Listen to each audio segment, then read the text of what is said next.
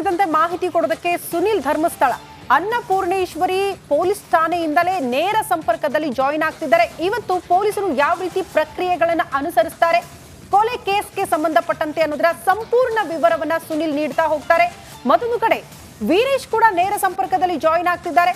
ಪವಿತ್ರ ಗೌಡ ಅವರನ್ನ ಈಗ ಆಲ್ರೆಡಿ ಸಾಂತ್ವನ ಕೇಂದ್ರದಿಂದ ಪೊಲೀಸ್ ಠಾಣೆಗೆ ಕರೆದುಕೊಂಡು ತರಲಾಗಿದೆ. ಪೊಲೀಸರ ವಿಚಾರಕ್ಕೆ ಸಂಬಂಧಪಟ್ಟಂತೆ ಕಾಮಾಕ್ಷಿ ಪಾಳ್ಯ ಠಾಣಾ ವ್ಯಾಪ್ತಿಯಲ್ಲಿ ಈ ಘಟನೆ ನಡೆದಿತ್ತು. ಆ ವ್ಯಾಪ್ತಿಯಲ್ಲಿ ಬರುವಂತಹ ಒಂದು ಏನ್ ಹೇಳ್ತಾರೆ, ಅದು ಸುಮ್ಮನಹಳ್ಳಿಯಲ್ಲಿರುವಂತ ರಾಜಕಾಲುವೆ. ಆದರೆ ಅಲ್ಲಿಗೆ ಜನ ಜಾಸ್ತಿ ಬರ್ತಾರೆ ಅಂತ ಹೇಳಿ, ಜನ ಎಲ್ಲ ಸೇರ್ತಾರೆ ಅಂತ ಹೇಳಿ ಅನ್ನಪೂರ್ಣೇಶ್ವರಿ ನಗರ ಪೊಲೀಸ್ ಠಾಣಾ ವ್ಯಾಪ್ತಿಯಲ್ಲಿ ಅವರಿಬ್ಬರನ್ನ ಇರಿಸಿ ಆರಂಭದಲ್ಲಿ ಅಲ್ಲಿ ಇರಿಸಲಾಗಿತ್ತು. ಸೊ ಹಾಗಾಗಿ ಅನ್ನಪೂರ್ಣೇಶ್ವರಿ ನಗರದಿಂದಲೇ ಹೆಚ್ಚಿನ ಮಾಹಿತಿಗಳನ್ನು ನಾವು ನಿಮಗೆ ಕೂಡ ಕೊಡ್ತಾ ಇದ್ದೀವಿ. ಬನ್ನಿ, ನಾನೀಗ ನಿಮಗೆ ಕಂಪ್ಲೀಟ್ ಮಾಹಿತಿ, ನಿನ್ನೆಗಿಂತಲೂ ಬೇರೆ ಬೇರೆ ರೀತಿಯ ಕೆಲವು ಮಾಹಿತಿಗಳು. ಇದು ದರ್ಶನ್ ಗ್ಯಾಂಗ್ನ ಎಕ್ಸ್ಕ್ಲೂಸಿವ್ ಸುದ್ದಿ. ಕೊಲೆ ನಡೆದ ದಿನ ಕಿಲ್ಲಿಂಗ್ ಗ್ಯಾಂಗ್ ಏನ್ ಮಾಡ್ತಾ ಇದ್ರು, ಅಚಾನಕ್ಕಾಗಿ ಕೊಲೆ ಆಯ್ತಾ, ಶವ ಸಾಗಿಸಲು ದರ್ಶನ್ ಕೊಟ್ಟ ಹಣ ಎಷ್ಟು, 30 ಲಕ್ಷ ರೂಪಾಯಿ ಕೊಟ್ಟುಬಿಟ್ರಂತೆ ಸತ್ತೋಗ್ಬಿಟ್ರಾಗ. ಅಯ್ಯೋ ಸತ್ತೋಗ್ಬಿಟ್ಟಿದ್ದಾನೆ ಅಂತೇಳಿ ಒಂದು ಕಾರು, ಒಂದು ಜೀಪು, ಒಬ್ರು ಹೇಳ್ತಾರೆ ಸ್ಕಾರ್ಪಿಯೋ ಮತ್ತು ಇನೋವಾ ಅಂತೇಳಿ, ಇನ್ನೊಬ್ರು ಹೇಳ್ತಾರೆ ಇನೋವಾ ಮತ್ತು ಇನ್ನೊಂದು ಜೀಪ್ ಅಂತೇಳಿ. ನೋಡಿ, ಅವ ಸತ್ತು ಹೋಗಿದ್ದು ಹೇಗೆ, ಇಷ್ಟೆಲ್ಲ ಹೊಡಿತಿರಬೇಕಾದ್ರೆ ಅಂತ ನಿಮಗೆ ಟೈಮಿಂಗ್ಸ್ ನೋಡೋ ಗೊತ್ತಾಗುತ್ತೆ. ನಾನು ಅದನ್ನು ಹೇಳ್ತೀನಿ, ಭಾಳ ಆಶ್ಚರ್ಯ ಆಗ್ಬೋದು ನಿಮಗೆ. ಯಾಕಂದರೆ ಅವನನ್ನು ಕರ್ಕೊಂಬರ್ತಾರೆ, ಓಕೆ, ಯಾಕೆ ಶವ ಬಿಸಾಕಿದ ಇದೆಲ್ಲ ನಿಮಗೆ ಹೇಳ್ತಾ ಹೋಗ್ತೀನಿ. ನಡಿ, ಈಗ ಶುರು ಮಾಡೋಣ.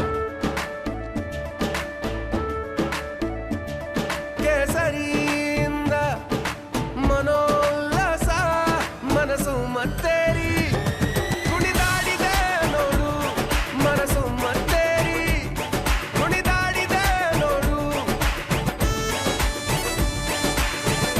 ಕ್ಷಣ ಕ್ಷಣವೂ ಆಚರಿಸಿ ಕೇಸರಿ ಹಬ್ಬ.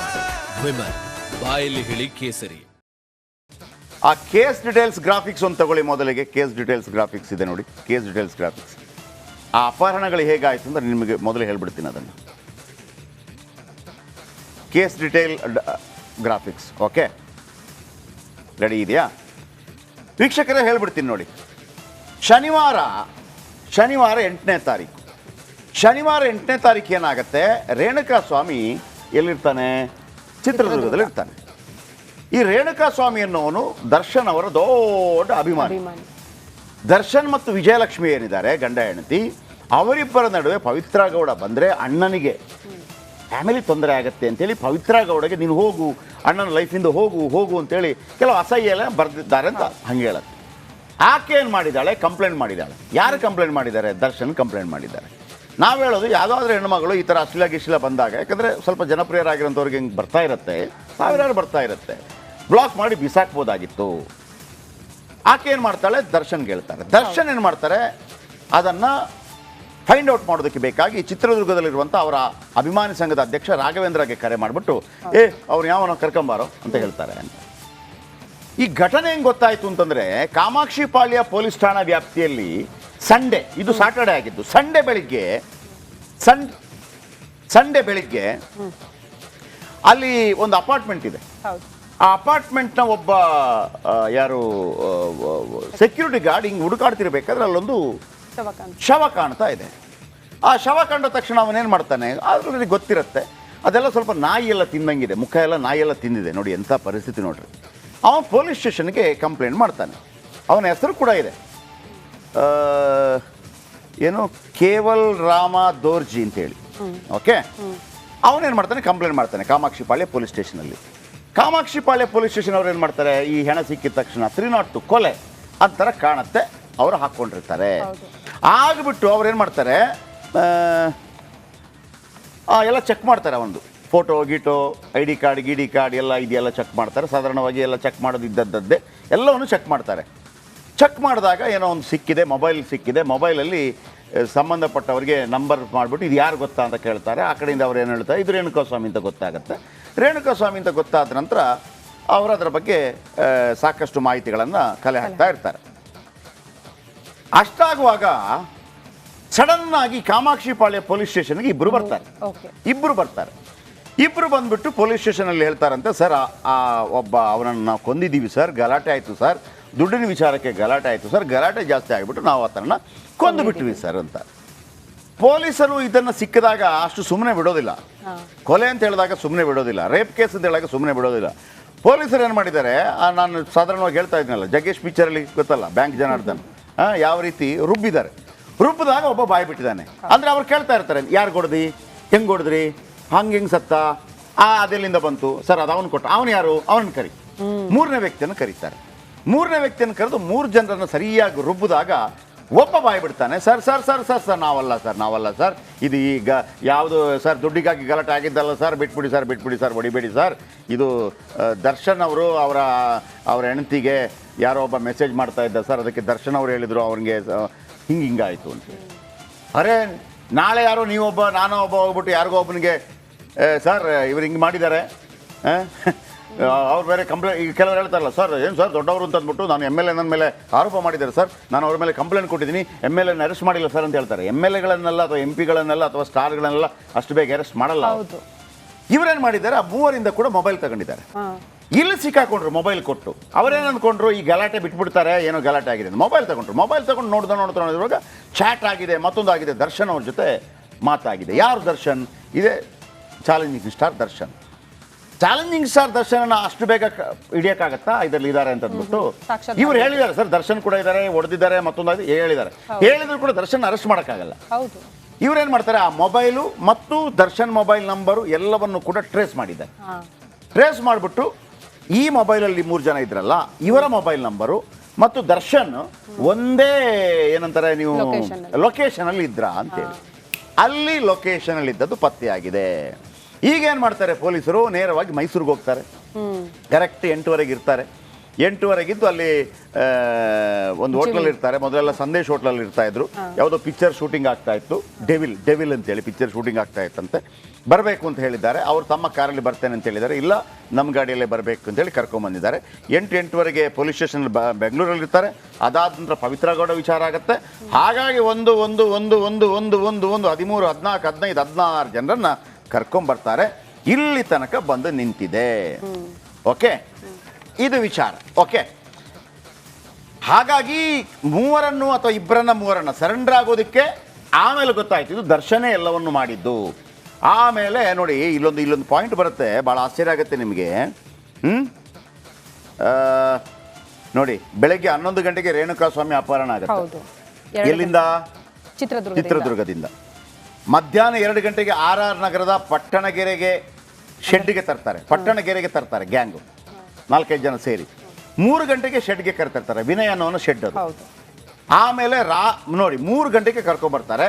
ಅದಾದ ನಂತರ ನಮ್ಮ ಅಣ್ಣ ಬರೋದು. ಬಂದು ನೋಡಿ, ರಾತ್ರಿ 12 ಗಂಟೆ ತನಕ 4-5 ತಾಸು ಥಳಿತ. ನೋಡಿ, ರಾತ್ರಿ 12 ಗಂಟೆ, ಅರ್ಥ ಮಾಡ್ಕೊಳ್ಳಿ. ರಾತ್ರಿ 12 ಗಂಟೆ ಸುಮ್ಮನೆ ಬೀಡಿ ಸೇದ್ಕೊಂಡು ಮಾಡಿರ್ತಾರೆ ಥಳಿತ. ಗಾಂಜಾ, ಎಣ್ಣೆ, ಆಮೇಲೆ ನನಗೊಂದು ಮಾಹಿತಿ ಪ್ರಕಾರ ಡ್ರಗ್ಸ್ ವಿಚಾರಗಳು ಕೂಡ ಇಲ್ಲಿ ಬರ್ತಾ ಇದೆ. ನಾವು ಅದನ್ನು ಫಾಲೋಅಪ್ ಮಾಡ್ತಾ ಇದ್ದೀವಿ.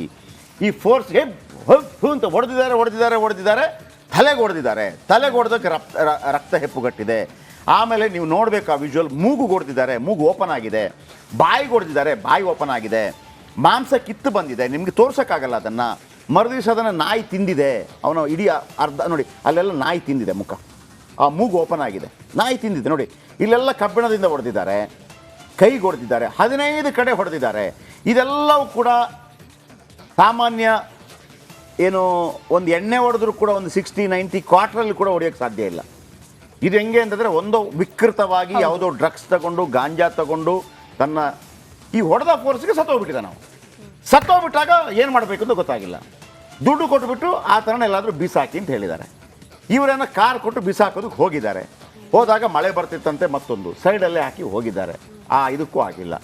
ಆಮೇಲೆ ಗೊತ್ತಾಯ್ತು, ಇದು ರಾತ್ರಿ ಎಲ್ಲ ಕೂತಾಗ ಈ ನಶೆ ಇಳಿದಾಗ ಗೊತ್ತಾಗಿದೆ, ಇದು ನಾಳೆ ರಾತ್ರಿ ಸರೆಂಡರ್ ಆಗೋದಕ್ಕೆ ಹೇಳಿದ್ದಾನೆ. ಸರೆಂಡರ್ ಆದವರು ಬಂದುಬಿಟ್ಟು, ಇಲ್ಲ ಸರ್ ದುಡ್ಡಿನ ವಿಚಾರಕ್ಕೆ ಸರೆಂಡರ್ ಆಗಿದ್ದೀವಿ ಅಂತ ಅವ್ರು ಹೇಳಿದ್ದಾರೆ. ಆದಾಗ ಮೊಬೈಲ್ ನಂಬರ್ ಕಿತ್ಕೊಂಡಿದ್ದಾರೆ. ಯಾರಿಗೆಲ್ಲ ಫೋನ್ ಮಾಡಿದ್ರಿ ಅಂತ ಹೇಳಿದಾಗ ಅಣ್ಣನಿಗೆ ಫೋನ್ ಹೋಗಿದೆ. ಹೌದು. ಯಾಕಪ್ಪ ಅಂತ ಕೇಳಿದಾಗ ಹೌದು ಅಣ್ಣನೇ ಹೊಡೆದಿದ್ದು ಅಂತಲೂ ಹೇಳಿದ್ದಾರೆ. ಯಾಕೆ ಕಾರಣ ಪವಿತ್ರ ಗೌಡ. ಆಮೇಲೆ ಇವ್ರು ಹೇಳಿದ ತಕ್ಷಣ ಅರೆಸ್ಟ್ ಮಾಡೋಕ್ಕಾಗಲ್ಲ. ಯಾರನ್ನ? ದರ್ಶನ್. ಪವಿತ್ರ ಗೌಡ ಕೂಡ ಜೊತೆಯಲ್ಲಿದ್ರಂತೆ, ಅದೊಂದು ವಿಶೇಷ.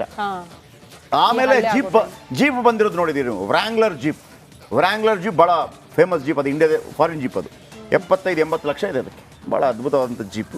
ಅದು ಬಂದಿರೋದೆಲ್ಲ ಗೊತ್ತಾಗಿದೆ. ಇಲ್ಲಿ ತನಕ ಮಾಹಿತಿ. ಓಕೆ, ಸುನಿಲ್ ಇದ್ದಾರೆ. ಓಕೆ, ಸುನಿಲ್ ಇದ್ದಾರೆ. ಎಸ್ ಸುನಿಲ್, ತುಂಬ ನೀವು ಕ್ರೈಮ್ ರಿಪೋರ್ಟರ್ ನೀವು ನಾನು ಹೇಳಿದ್ರಲ್ಲಿ ಏನಾದರೂ ಮಿಸ್ ಆಗಿದೆಯಾ, ಏನಾದರೂ ಎಕ್ಸ್ಟ್ರಾ ಹೇಳಲಿಕ್ಕಿದೆಯಾ, ಇವತ್ತು ಏನೆಲ್ಲ ಆಗುತ್ತೆ?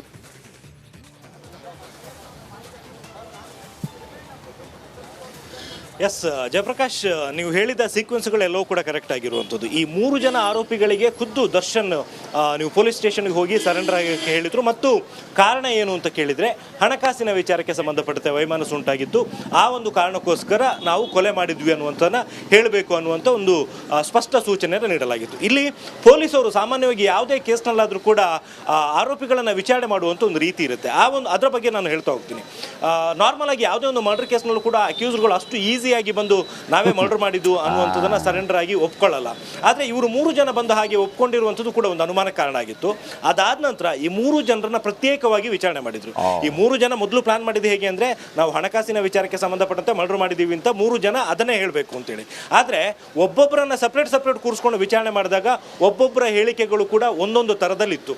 ಅದು ಇವರು ಪ್ಲಾನ್ ಮಾಡಿರಲಿಲ್ಲ ಮೊದಲೇ, ಯಾವ ರೀತಿ ಆನ್ಸರ್ ಮಾಡಬೇಕು ಅನ್ನುವಂಥದ್ದು. ಸೊ ಅಲ್ಲಿ ಗೊಂದಲ ಉಂಟಾಯಿತು. ನಂತರದ ವಿಚಾರಣೆ ವೇಳೆ, ಅಂದರೆ ಪೊಲೀಸ್ ಭಾಷೆಯಲ್ಲಿ ವಿಚಾರಣೆ ಮಾಡೋದು ಅಂತ ಹೇಳ್ತಾರಲ್ಲ, ಆ ರೀತಿ ವಿಚಾರಣೆ ಮಾಡಿದಂಥ ಟೈಮ್ನಲ್ಲಿ ದರ್ಶನ್ ಅವರು ಈ ಒಂದು ಪ್ರಕರಣದ ಹಿಂದೆ ಇದ್ದಾರೆ ಅನ್ನೋದು ಕೂಡ ಗೊತ್ತಾಯಿತು.